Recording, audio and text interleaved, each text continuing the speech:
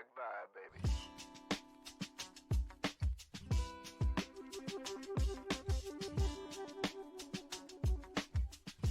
Welcome to the Cup of Joe Show, where we explore the journey of recovery from alcohol and drug addiction. One story, one conversation, and one step at a time. I'm your host, Joe, creating a safe space for honest discussions about the challenges and triumphs of addiction and alcoholism. In each episode, we'll hear inspiring stories and uncover tools that make healing possible. Sobriety is not a one-size-fits-all journey, and you don't have to face it alone. Recovery is possible, and it's worth it. Thank you for joining the Cup of Joe Show. Now let's get started.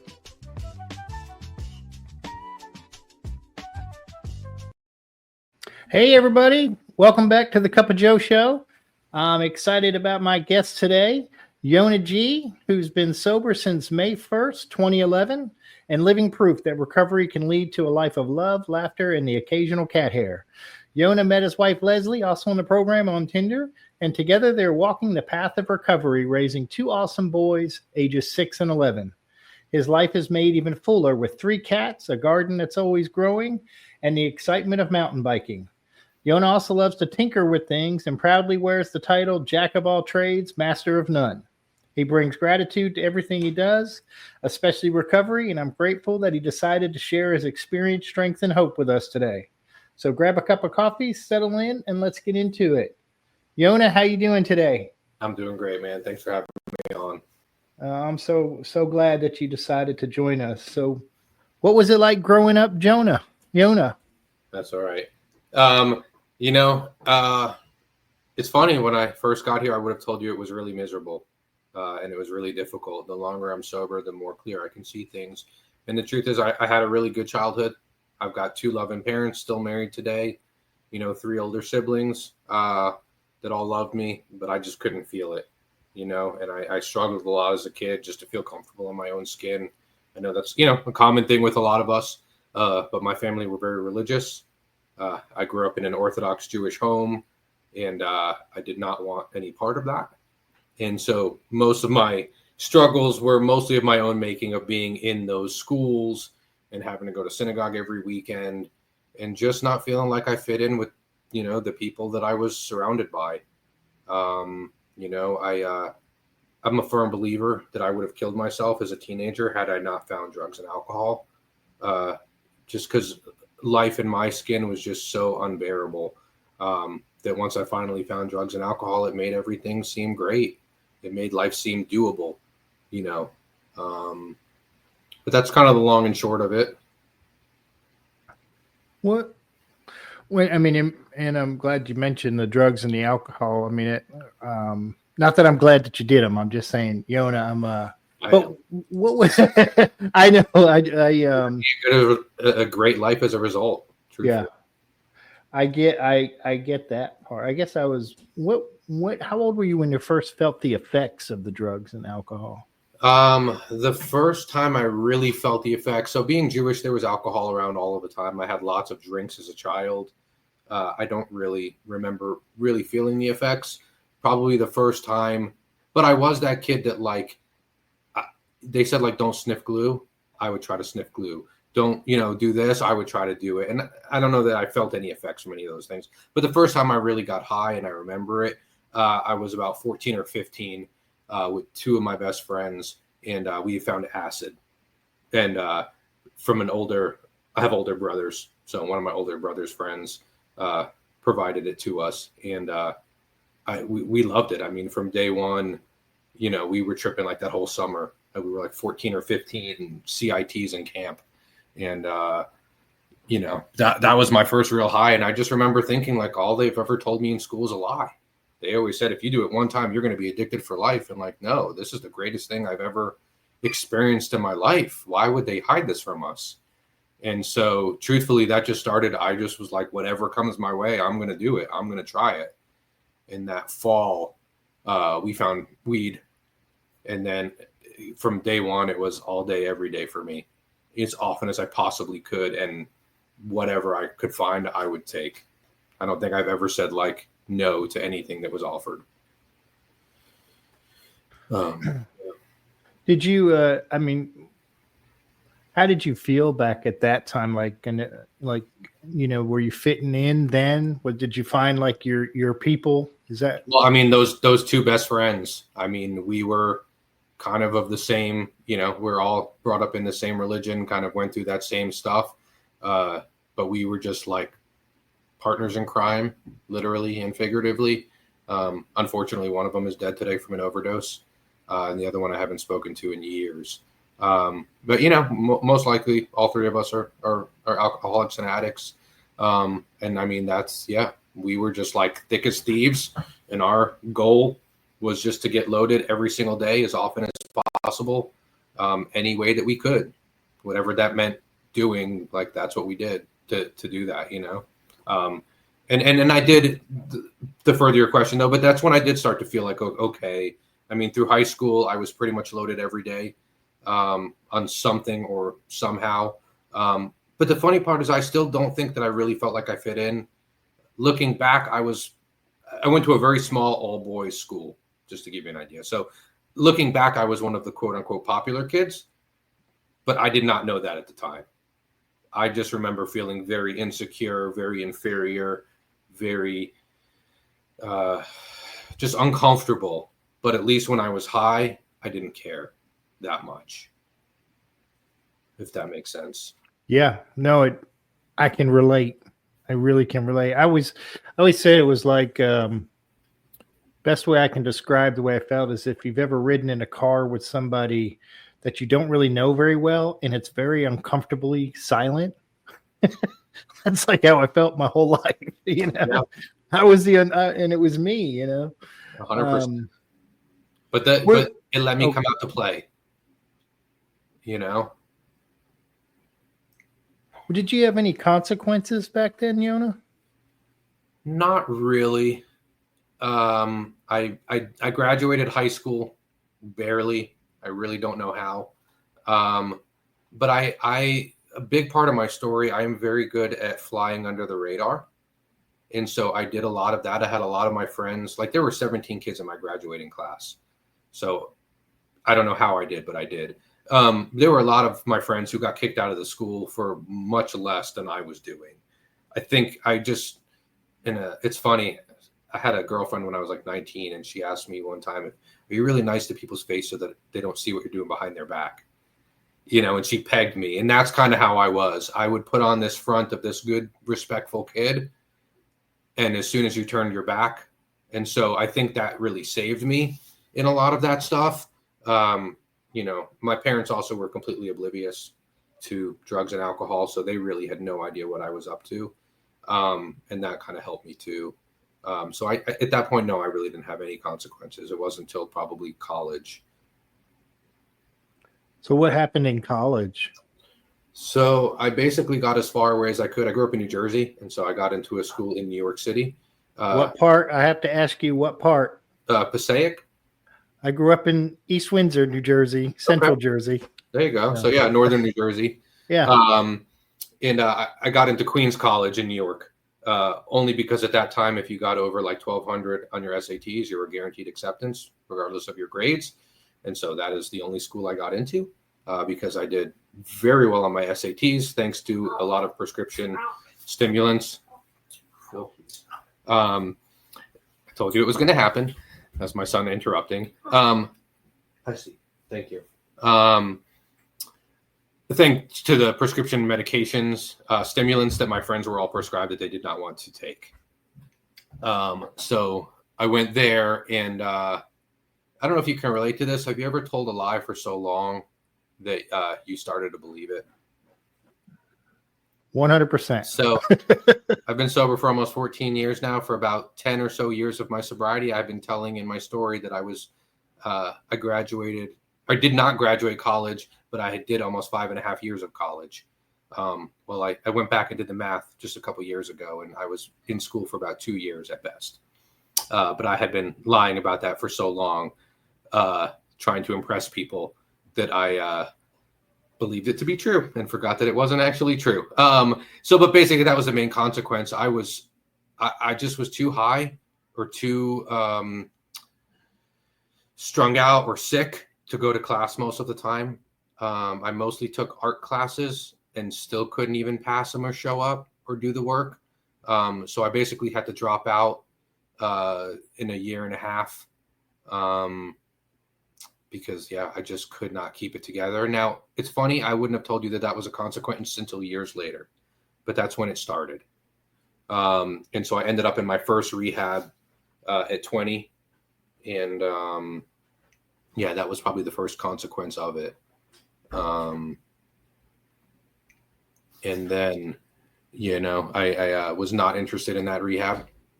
I just thought that I was anybody that, did opiates for a prolonged period of time was going to become dependent on them.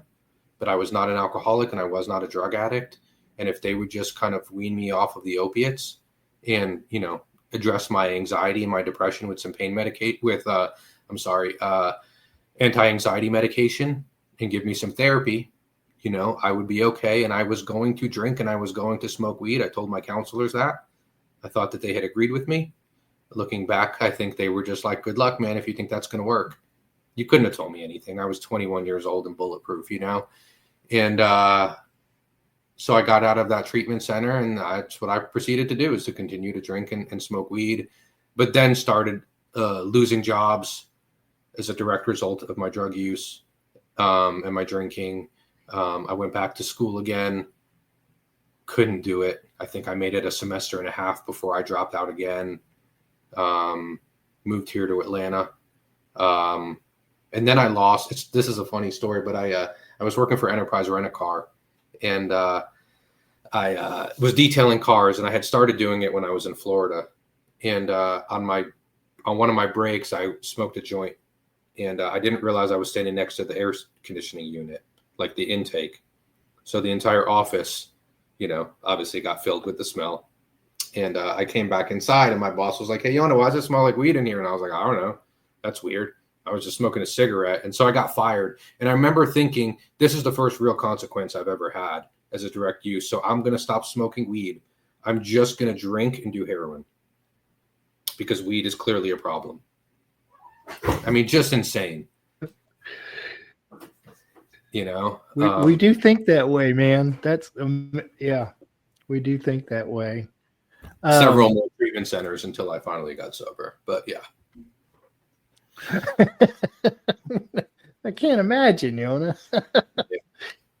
So, but were there times that you thought, that you had a problem and you tried to stop but couldn't? Like when? Oh, absolutely. So when I was in Florida still, when I went back to school, I got on Suboxone. It had just come out on the market. Very little was known about it, but somehow we found out. And so I started to realize that definitely heroin was a problem, but I thought if I could just drink and I could just smoke weed, I'll be okay.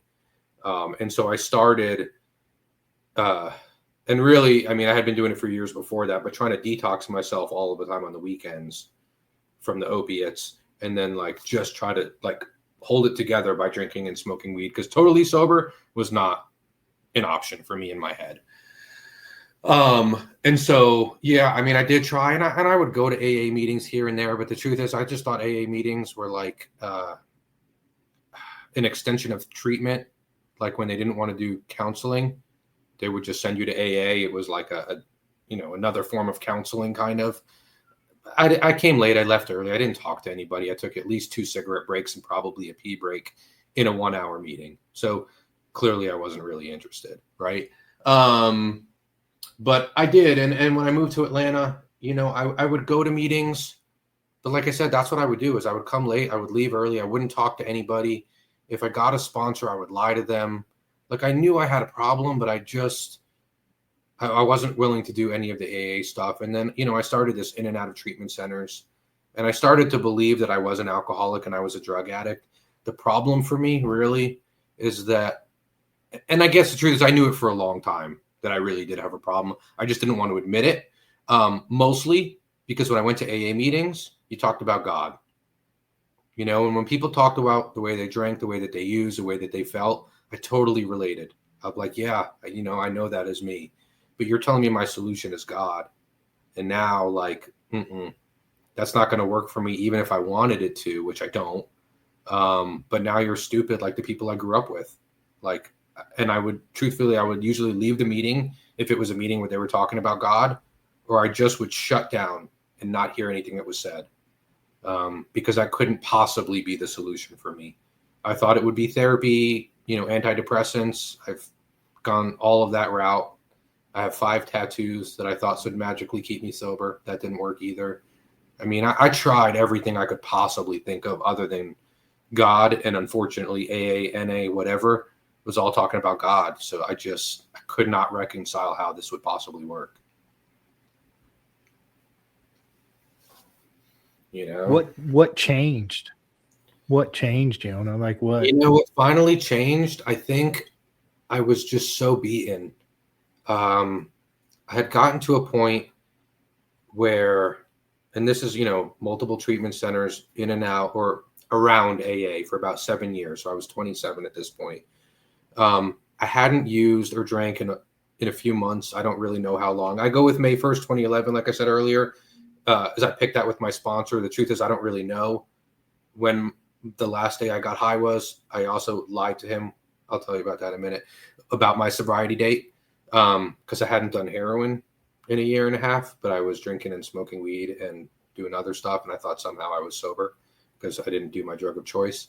But I had gotten to this point where, like, I'm doing that kind of stuff. I'm miserable. I don't want to do it anymore, but I keep doing it. And I knew I'm a ticking time bomb. Like, by this point, I know enough that it is a matter of time before I do it. And I didn't want to anymore. And so my home group is the Fifth Tradition group. I don't know how open we are about this stuff, but anyways, I was in this I was in this long-term treatment center. One of the last ones that I was in, called Purple, up in Lawrenceville. And it was like 23 guys in this farmhouse, and it was AA boot camp. It was like, you're going to come here, you're going to work the steps, you're going to get a sponsor. Like, we're not doing therapy, we're not doing medications. That's what we're doing. If you want to be here, great. If you don't, you can leave, whatever. I hated it, but looking back, was the best place I ever went to. And they took me to the Fifth Tradition while I was there. I found this group. And so for the next 2 years before I got sober, every time I would come back around the Fifth Tradition group. And there was an energy in that room I can't explain to you. But, many of us know people were happy, and I knew that they were happy. And they would talk about working the steps, and they would talk about God, and I knew that they weren't full of crap like other meetings I had been to. And but the thing is, I only went on Saturday nights where there was a speaker meeting. They would talk about Thursday nights where they would have a big book study. Now, I'm not going to a big book study because that sounds like a Bible study to me. Now, I've never been to one, but I'm pretty sure that's what you guys are doing, and I'm not doing it, right? And so there was a Thursday night that I was at my sister's house, and I was suicidal because I wasn't drinking, I wasn't using anymore, and I did not know what to do with myself, and I didn't want to do it anymore, but I knew it was going to happen if I don't do something different. And so she was like, why don't you go back to AA? It seemed like sometime that helped you. And truthfully, it was like a yeah, get off my back moment. But I decided to go, and it was a conscious decision. I'm going to go, and I'm going to give AA one honest shot, because I would have told you I've been doing AA for 7 years. It doesn't work. I've gone to lots of meetings. I've had a sponsor multiple times. I lied to him. I didn't do any of the work, but I thought that I was doing AA. But I also knew I really hadn't. So I said, I'm going to give it one honest shot, or I'm going to kill myself. So I cannot do this anymore, and I don't know what else to do. And so also for about 4 years, I refused to read We Agnostic at treatment. They always said you should read it. And I was like, no, I'm not going to do it. And so for whatever reason, that's what they're reading that night. They're reading the bedevilments out of We Agnostics. I had no idea that's what they were reading because I had never read it. Okay. And this guy was up there and he was sharing, and I could relate to what he was sharing, and something inside said, ask this man to sponsor you. Now, if I knew who this man was, I would never have asked him to sponsor me in a million years. If I had any idea what he was going to expect of me, ask of me, I want to do the least amount of work, and I want all of the results. Okay. I don't want to do work. And this is he's the most active member of Alcoholics Anonymous I've ever met in my life. Even still to today, he's still the same guy who's sponsoring me. But I asked him to sponsor me, right? And I lied to him about my sobriety date, like I said. But he gave me a list of things to do. He said, I want you to pray on your knees morning and night, and I want you to read 86 to 88. And tonight's our business meeting. I want you to stay and join the home group. And at that time, we had another meeting on Tuesday night at Peachford Hospital. He said, I want you to come early on Thursdays and Tuesdays and Saturdays, and I want you to help us set up. I didn't have a job at the time, so I could do that. And I want you to stay late, help us clean up. And I want you to call me every day, and we're going to work the steps. And I said, I don't believe in God. And he said, great. I don't give a shit. I didn't ask you that. All I asked is, are you willing to do it? You know, and for whatever reason, dude, I'm beaten enough. All right, I'll do it. You know, and I didn't believe, and he had to teach me how to pray because I did not know how to pray. All I know is, you know, in Judaism, it's all like in Hebrew and a language I don't understand and very ritualistic. I still struggle today with sort of the free form prayer. It makes me very uncomfortable, but I have continued to do it. And it's something I've done almost consistently since I've been sober. But I really struggled with it in the beginning. But like I said, I was beaten enough, dude. I was out of ideas. I was willing to try something. And thank God it worked. What was those early times like for you? Like, you know, like early what was the hardest part, I guess, the early part of sobriety? What was it like? So it was difficult in the beginning. I was so broken and such a shell of a human being. I was so afraid of people. I was so uncomfortable trying to talk to anybody. I would sit like kind of in the back of the meeting, not in the back because now I was trying to get sober, but I would sit like kind of sort of in the middle in the back and like at least 2 or 3 seats away from anybody, but like desperately hoping somebody would sit next to me. But a good friend of mine who I went to treatment with, and he stayed sober and he watched me during that time. He said that I would put off this vibe. Like, if you sit next to me, I'm going to stab you. But I just was so terrified of people. I didn't know how to make conversation. I was so awkward. That was probably the most uncomfortable part for me. But I'm so grateful that like my sponsor had me coming early and setting up and staying late and cleaning up, because there would be like 2 or 3 other people there. And so I can talk to 3 other people and, you know, start to make connections with them and start to feel like I was a part of. And they'd be like, hey, Yonah, how you doing? The next time I showed up, and like, you know, would ask me about myself. And so like I started to make connections and I started to feel comfortable. But I remember that being probably the most difficult part. I was able to put aside the God stuff at that part. And maybe it's because my sponsor is not a religious guy. And so he wasn't like harping on that. He was like, we're just going to take the actions, forget about the rest of that stuff for now. So that was fairly easy. And for me, I'm really grateful that my life started to change fairly quickly. The suicidal thoughts at night that have been with me for my entire life honestly started to go away pretty quickly. And that was one of the things that like, I really started to buy into this, that like I can be sober and not want to kill myself at the same time. Like there must be some power here, because that's never happened in my life. And even getting high every day, it still never went away, you know? And so that was cool. Yeah, that's what were some of the other like early, that's a big one. Were there anything else that kind of kept you holding on, kept you coming back? Like, yeah, I was very fortunate. Times? Yeah, I was very fortunate in that when I joined the group, there was a whole handful of us. I mean, probably 10, maybe more, kind of young, early 20s, some even younger, trying to get sober at the same time. So I fell in with this group of young people, and we were just like, we just had the best time. Again, I was so uncomfortable, so they had to force me like, hey, Yonah, you're coming out. And I wouldn't want to go at first, but I would go. And I mean, we would Friday nights, we would call it Friday Night Fright Nights. We'd go and find like the most messed up horror movies we could find. And we would watch that, and we would go to concerts, and we would, you know, go out to eat late at night and, you know, get coffee before the meeting, go eat after every meeting. Now, I will tell you, I was resistant to that for probably the first year of my sobriety. But after about a year of sobriety, that's when I started to meet people and really get involved. I mean, we just had the best time. And I think that's really what kept me going. Yeah, we had so much fun. I hadn't laughed like that in, God, I don't even know if ever. You know, I learned that you could have fun in being sober. So I thought it was going to be the death of life at 27. Yeah. In fact, it was quite the opposite. You were finding your tribe. That's what it sounds like, 100%. finding your people. Oh, 100%, man. That's a big deal. Now you're a year into sobriety, and what are some of the keys to kind of keeping it going, for you? For me, man, I don't know. There's sometimes I wish I could be that guy who just goes to like one meeting a week, and doesn't really sponsor people and just kind of, I got a lot of friends that kind of do it that way and they seem to be fine. I am not that guy. I have to do all of the things. And I'm grateful for that, truthfully, too, because I think you get what you put out. You know what I mean? And so for me, I mean, being a member of a home group has been super huge.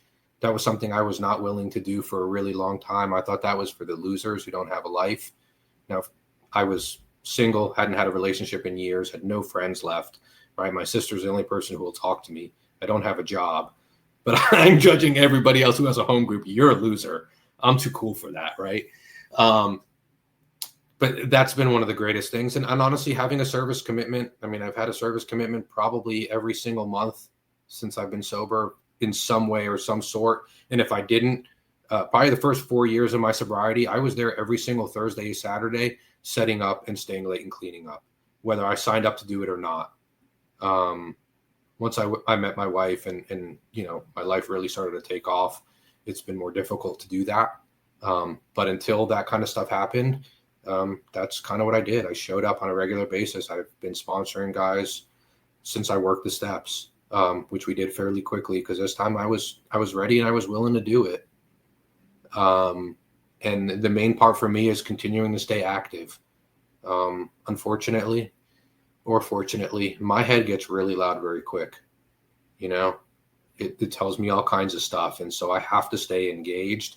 Like during COVID, it was really, really hard. I got really dry because it was easy to slack. It was easy to go on a Zoom meeting and turn my screen off and play Angry Birds, and it's hard to find new sponsees because, it's COVID, and I made a lot of excuses, truthfully, because I could have done it. Lots of people did. I mean, my sponsors found guys in Russia and was sponsoring them over Zoom during COVID, and I found myself getting real angry at home, and lashing out and that kind of stuff. And so, for me, it's I've got to do all of the things that I did to get sober. And today I've got to do more. It's just, I liken it very much to your tolerance to drugs and alcohol. I got high off very little in the beginning, but I needed more and more and more just to feel normal, not even to get high anymore. And it's kind of been the same with recovery. I've got to continue to do more and be willing to, to grow just to feel okay. Yeah. I had to ask because you mentioned, I know service is really big in your life. So, and for anybody out there that's kind of maybe new to recovery, what's a service commitment? What's that mean? Yeah, that's fair. And what's funny is that I didn't understand that for a long time. I would go to meetings at clubhouses and I had no idea that people came early and cleaned up, set up the chairs, and that people made the coffee, and that people stayed and cleaned up. I know they always asked for volunteers to help clean up, which I never did. But it never even really occurred to me that was a thing. And so when I joined the Fifth Tradition, I started to learn people come an hour and a half before the meeting and they set up the chairs and they start brewing the coffee and then they clean up afterwards. And then, I'm fortunate that our home group, we have 30 something commitments, weekly commitments. So there's stuff from those that I talk about, cleanup, setup, to we have babysitting at our home group. So that's a service commitment, chairing a meeting, being the person who orders the chips, being a group chair or a secretary or a treasurer. I mean, we've got so many commitments at our group, and that's just on the group level, let alone on kind of general service, which is sort of AA in the bigger picture, or NA or HA or whatever, where they have, delegates and general service representatives. And there's a whole service structure that goes up the chain, which I haven't done a ton of. in AA. I did get involved in HA, which is like Heroin Anonymous, for a while. Because during COVID, I got, like I said, really dry, and I got pulled into that. There were some opportunities to be of service there, so I did that. But yeah, I mean, there's tons of ways to do service. You could lead a discussion at a meeting. I mean, there's so many different things, and I've done so much of it over the years. It's a big deal, and I remember early on when they said, "Well, we need to be of service," and I'm like, "Well, what do I get in return?" I was like that guy that was like, "What do you mean? You want me to do something? I'm supposed to get immediate return from it." And it was like, "No, the return is you get to stay sober. That's the return." And you get self-esteem. That was one of those big lessons for me. As I always thought, self-esteem, well, people feel good about themselves because they're good looking, they're in shape, they have nice clothes, drive a nice car, have a pretty girlfriend. Like that's where it comes from. I just don't have any of those things. And it was like, no, self-esteem comes from doing esteemable actions. When you're living a really shady life, you're going to feel like crap about yourself. When you're trying to help others and do for others, you're going to feel good about yourself. And it was like, revelation. That's been my experience. I mean, those are the things we don't know. That's the things we don't know when we come in. I didn't know.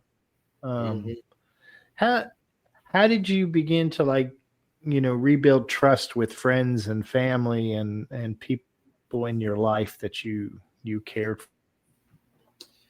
Yeah, well, the good news and the bad news, I didn't have a lot of people left in my life when I got sober.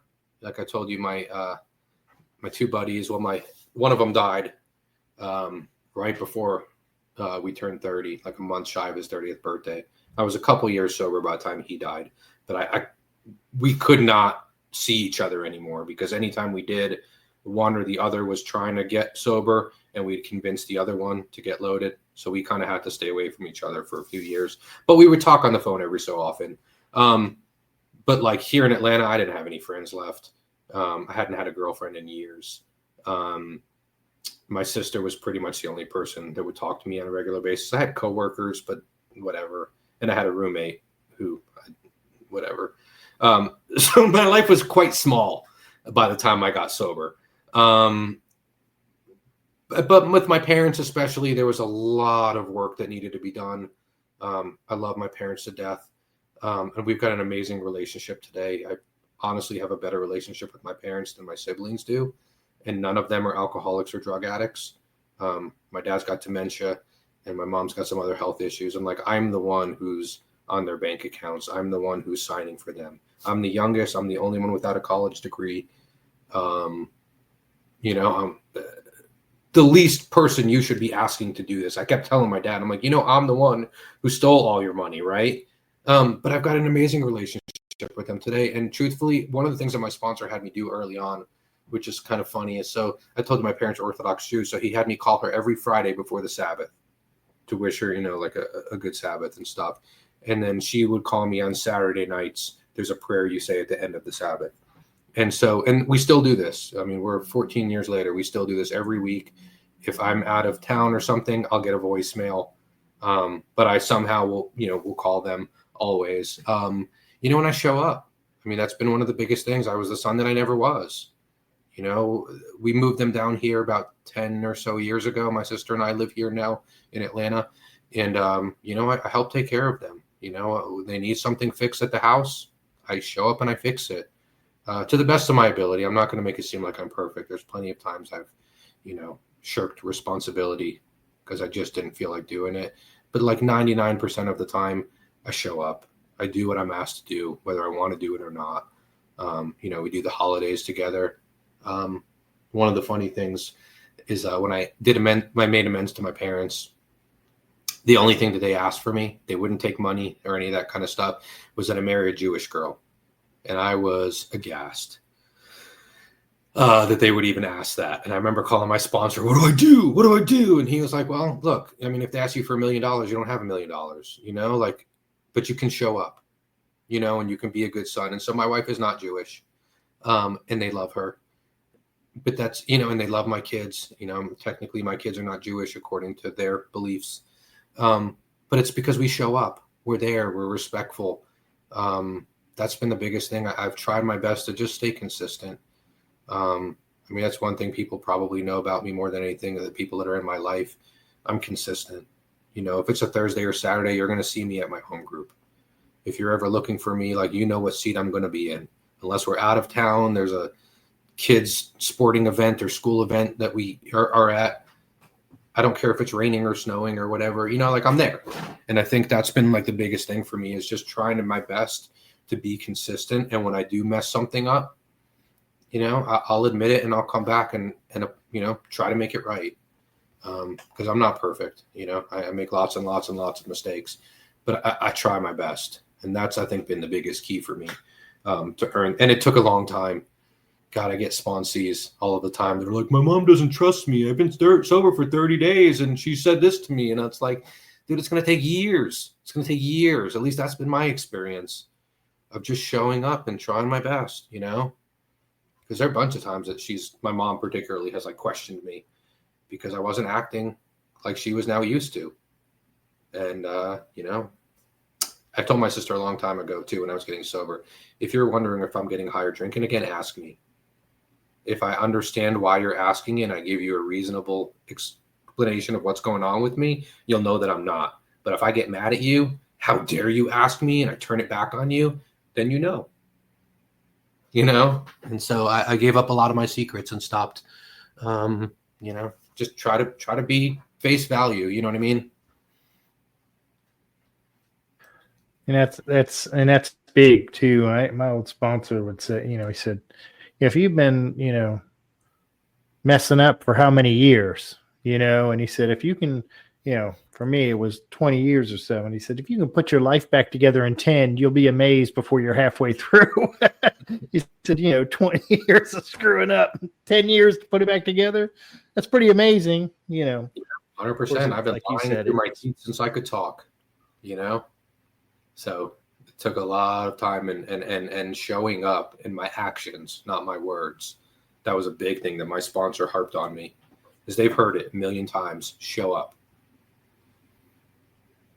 You know, something I try to impart to my kids as well. Yeah. I love that, actions, not words. That's big. So what are some of the best things sobriety's brought in your life? I think you've mentioned a few, but.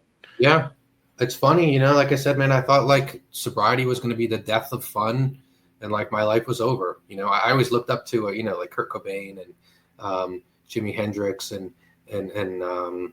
you know, all the guys who died at 27. And I thought I would die at 27 after an illustrious music career, which I'm not very good at it, so that wouldn't have worked. But I got sober instead of 27, you know, and it's so crazy. I just told you how small my life was, but my life just began to flourish. You know, I always thought an alcoholic, a drug addict, is that guy who's, you know, in his 50s, who's lost all the wives and lost all the jobs and the house. And I didn't lose all of those things, but I'm that guy. I couldn't keep myself together long enough to gain anything. I would make like a little bit of progress and I would destroy it. I'd get a great job and I'd lose it quick, you know? And so I just couldn't do anything. And I was able to go back to school. I was terrified to do that because I never did well in school, but at least I could tell you it was because I was getting high all the time. Now what if I get sober and I go back to school and I don't do well? It means I really am stupid, you know, because I do have some learning disabilities, but I never tried. And so I had some friends who, you know, were going back to school and they were like, just start the process, you know, and they walked me through it. I'm so grateful. I had really good people in my life who walked me through everything. And so I went back to school and I got an associate's degree, which may not impress you, but for me, I'm very proud of it. And it's funny, like I was saying to you before, but like I got the Outstanding Program Student Award at the end of the program. And I was like blown away. And I remember going to the director and I was like, that's weird. And she's like, you shouldn't be surprised. I didn't have the best grades. I didn't do all the best things, but she's like, yeah, but you know what? You showed up every day. You helped your classmates when they were struggling with stuff. You turned in all of your assignments. Like you did everything that we asked you to do and you helped others, you know, and that's all stuff I learned in this program. You know what I mean? And so, you know, I began my own career and it started as an amends. And I don't know if we had time to get into that. But going into veterinary medicine was really an amends for me in a lot of ways. And I was chasing a particular job to do that, and I didn't get that job. But I started this journey that there's no way you can like draw a straight line from. You know, I got one job and then the next job and then the next job. It just like kind of led me to where now I run my own business. I do like in-home nursing and hospice care for animals. But there are very few people in the country, let alone in Georgia, who do what I do. And I just have this unique skill set as a result of all of the things that I've been through that allow me to do this. And that's been so rewarding and so amazing to be able to help people in a way that there's literally almost nobody else who can do. And allows me flexibility to pick my kids up and drop them off from school and be at all of their games and all of their stuff and meet sponsees and be at whatever meetings I want to, because I make my own schedule around my life. And that's amazing. I met the love of my life, like you said, on Tinder. Turned out, and I don't know how it is today. This was a long time ago. And that was another thing that people in the rooms taught me how to do, was date. I had never been on a date, right? 27 years old. I may have hooked up with somebody at a party or something, and then now we're dating for a period of time. But I never went out with somebody and like see if they like me or if I like them. And so I was taught how to do that, right? And so I met my wife, and like I said, I don't know how it is today, but at that time it showed you your mutual friends, and we had like 4 mutual friends who were all in the program and very solid people. So we traveled in similar circles, but had never met. And the day we met, it was like, and I always thought this was a TV movie thing, truthfully. I never wanted to get married. I never wanted to have kids, truthfully. I really didn't. I even told her on our first date, I don't like children. And she had different plans. But I knew the moment I met her, I was going to marry her. I remember thinking in my head, I'm going to marry this woman. And I did. And she had a 2-year-old from her first marriage. And of course, I told her I don't want children. And she laughed because she knew I would fall in love with her son when I met him. And I did. And, and then he begged us for a little brother after we got married, which sometimes now he tells us he regrets. But they love each other. And that's been one of the best things in the world. Like I said, I didn't want kids. I love those boys. I mean, I would do anything in the world for those boys. I understand things on a different level. I remember people always saying, well, you have your own kids, you'll understand. Being like, all right, whatever. But I mean, it's been so true for me. I mean, I do my best. You know, I'm not the best dad in the world. Like I told you before, I was getting really angry during COVID, and I would definitely yell at them times. But the coolest thing about that is, like I can come back and I can make amends to those kids. And like, we have such a cool, like just yesterday, I got really angry at my son about something really stupid, and I was able to come back and talk to him about it. And, we can talk about those things, and I can show them that we're not perfect. We're humans, and you're going to make mistakes, but here's how you rectify it. And that's been one of the coolest things in my life, man. But like I said, I've also learned how to have fun. I found out who I really am and what I really like. I thought I was going to be a rock star. I'm not good at playing guitar. I can play, but I can't write songs. I can't sing and play at the same time. Like, I'm not that guy. I wanted to portray that I was that guy because that's what I thought was cool, and that's what I thought would get girls, But I've been able to truly learn who I really am and what I really like, and let go of the phoniness that I, grew up feeling like I needed to portray to be accepted and to be liked. And just to be me, warts and all. Like, that's, I think, one of the biggest gifts I've gotten out of this. Is that, like, of course I want to be liked just like everybody else does. But at the end of the day, like, I don't really, like, my self-esteem is not tied to that. It's tied to what I do, and learning to mountain bike. I'm not the best mountain biker in the world, but I do it. I love the exercise and the little bit of adrenaline and the getting out in nature, like I said, my life was so small. I couldn't do anything. I always wanted to go to concerts and festivals and travel the world. But I was so tied down by drugs and alcohol, I could never do anything. I could never go anywhere. Any money that I had went directly to getting high. So there was no money for anything beyond that. And like today, like, we get to travel places. I love taking my kids to new places, even though they just want to watch TV in their pajamas wherever we are. I kind of have to force everybody out of the house to go do something they don't want to do. But it's cool, man. I love it. I've got a really good life. I've got some great friends today. I wouldn't change it for the world. But the funny part is, if you told me when I was getting sober this is what your life is going to look like, I would have told you like, nah, no thanks. That's not what I'm trying to do. You know, I'm going to be cool. I'm going to be somebody. And today, man, I love just being a lame suburban dad, you know, just living life like a normal everyday person. I don't need to be, you know, whatever I, you know, thought that I used to need to be liked and loved and whatever. So those are the biggest things for me, man. Well, you were definitely not a lame suburban dad, Yonah. I mean, you pretty cool. The kids may think, my kids think you know, might be pretty lame, but we are not lame. I'm okay. What's so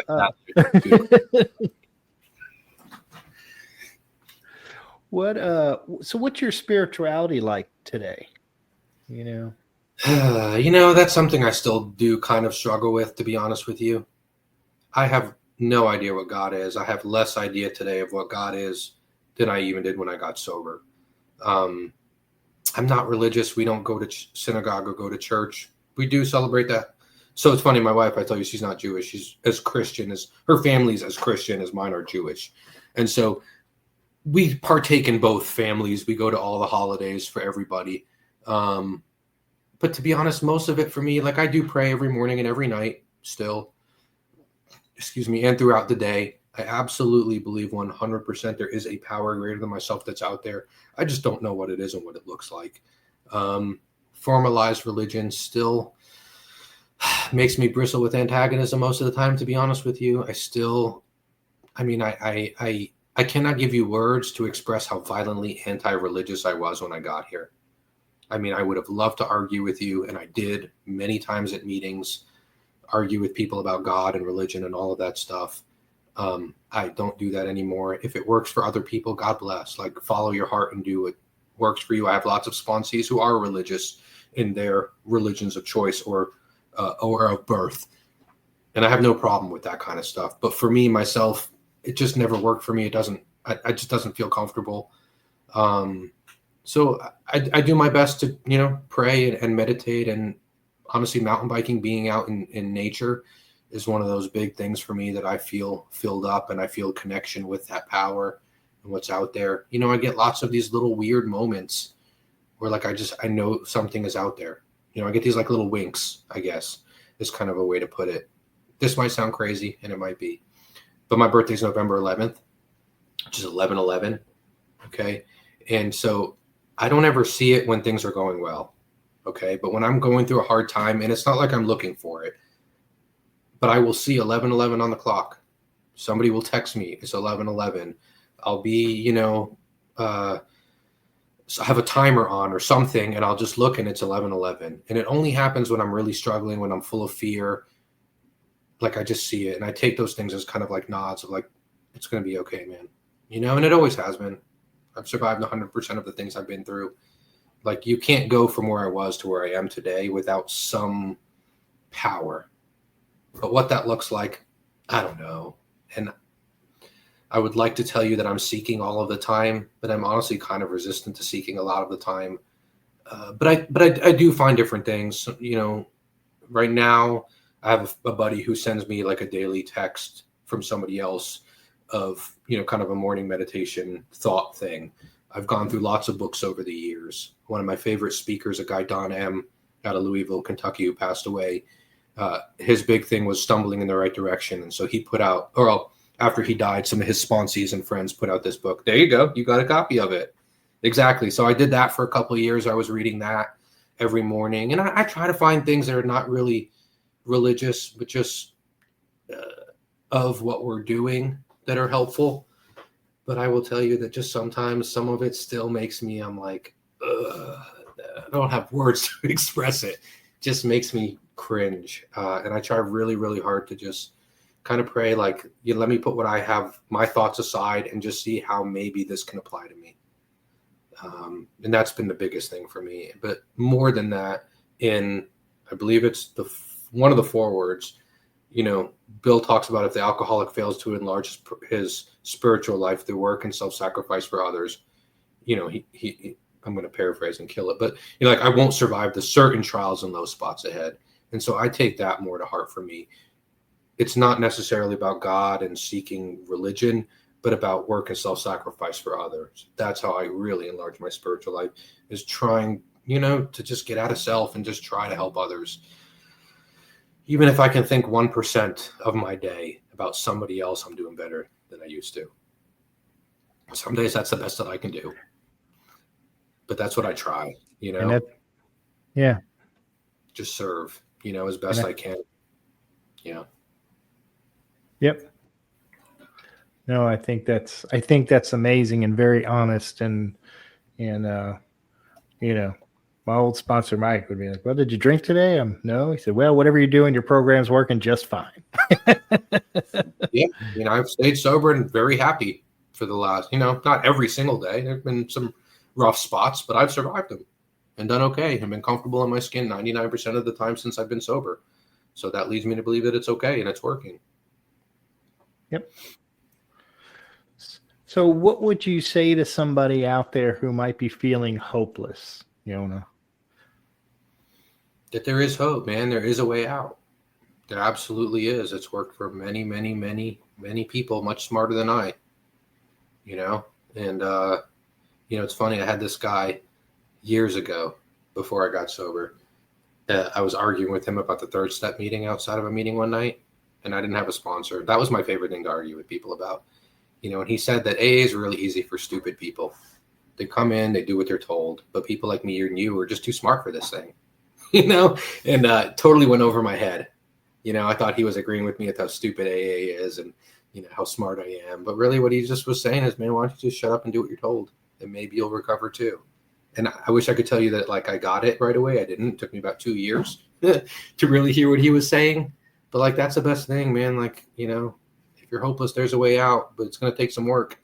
So maybe just put aside what you think and try to do something different. That's all I did. And that's all I remain willing to do, is being willing to talk to my sponsor and take suggestion when I don't want to do it and I don't think it's going to work. And I think it's a stupid idea. But when my ideas run out and I don't know what else to do, it's never failed me. So is there anything you wanted to share that maybe we haven't talked about? I don't know. I don't think so. I think we've covered the vast majority. So we can always do a part 2 one day, Yonah. Don't worry. Sure. I'm happy to do that. Well, I appreciate you sharing your experience, strength, and hope. And but I can't let you go without doing our rapid fire question, Yonah. And I'm ready. So are you ready? Are you ready? Okay, you're ready. I'm ready. All right. What is your favorite recovery slogan? Stumbling in the right direction. I generally hate recovery slogans, but that one I like. What is your least favorite recovery slogan? Oh, God, keep coming back. How about just stay? That should be a new slogan. I like that one. We use it in HA a lot. I really like that. What do you think is your sobriety superpower? Oh, that is a good question. I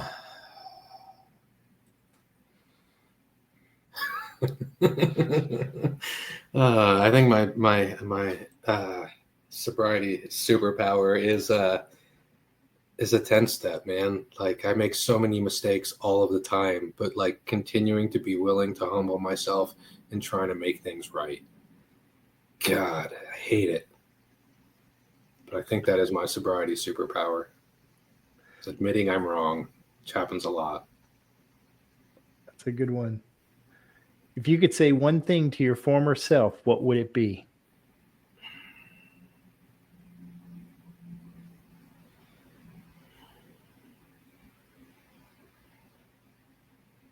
Just give it a try. You can be afraid and do it anyways. What song do you play to lift your spirits when you need a boost? So it's funny. I've been listening to your other podcasts and been trying to think of what that would be. And I don't know that I could give you a single song that I do that with, but I can tell you music always does it for me. Most likely would probably either be some punk rock or like 90s ska will almost always kind of get my spirits back up. But I don't know that I have a single song that like that's the one that I go to. I thought you were going to bust out the guitar and start playing. That's okay, Yonah. No, honestly, I haven't picked it up in like well over 10 years, and my wife keeps telling me I should pick it up, and like I don't even know if she's ever heard me play the guitar one time. That could be one of those nods. Yeah, I know. Well, now my kids are playing the drums, so that may be in the future. Probably. If you could grant yourself one wish to help with your recovery, what would it be?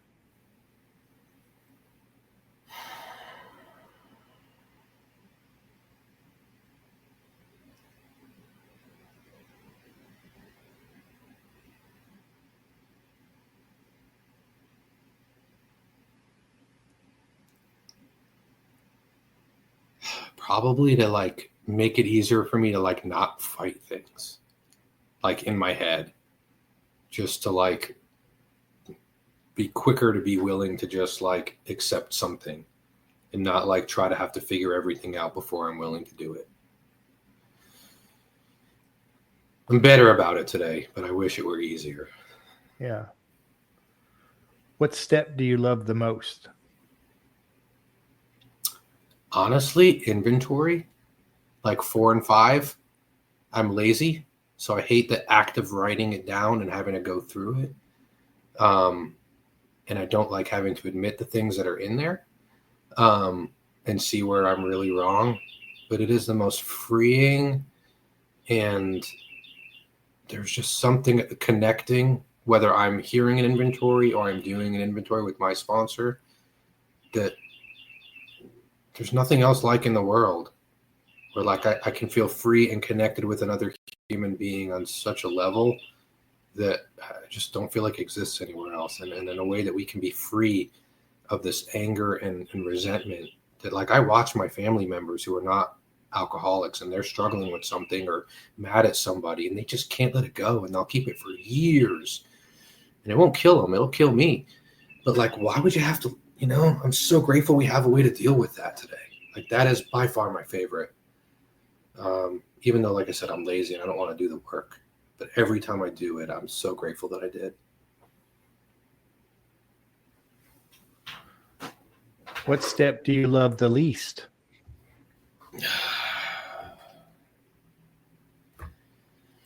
I don't know, probably 11, just because it's just something I feel like I'm just not good at. I can do the practical, like 86 to 88, like think about my day, that kind of stuff I'm very, very good at.